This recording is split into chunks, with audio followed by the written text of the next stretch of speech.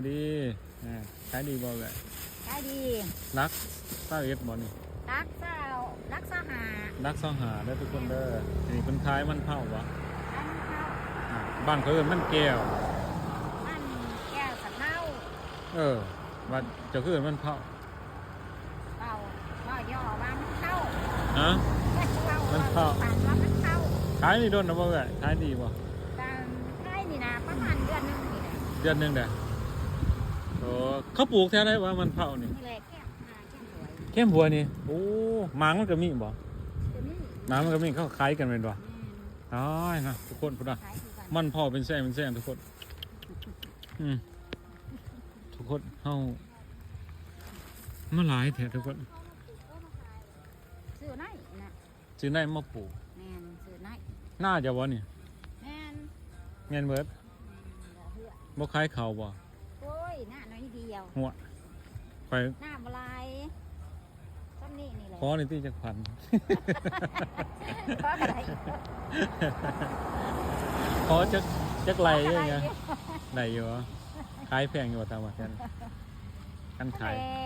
มันกับขายเป็นไหลกับแพงแน่หันแหละโอ้มาดินแก้มผ้านะดินแพนด้าตามที่ว่าเขาจะขาย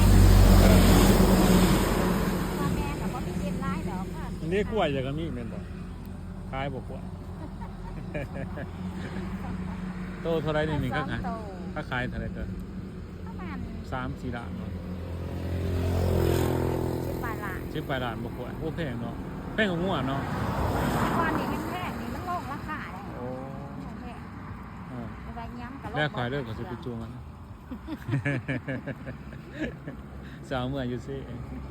จูงเขาตลาดดาวเรืองคนสิบ่ห้องกลางก็ถูกจับบ่ตำรวจจับเลย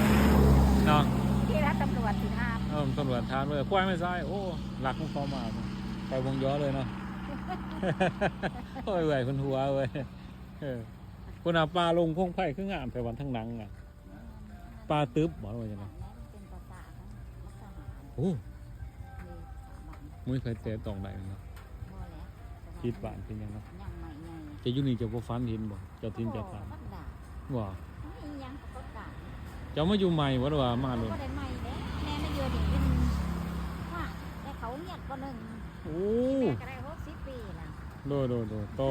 สมอยู่รนอยู่นะบริฟันนี่ยังเด้อข้างเขาก็ทั้งได้แต่ข้างเขา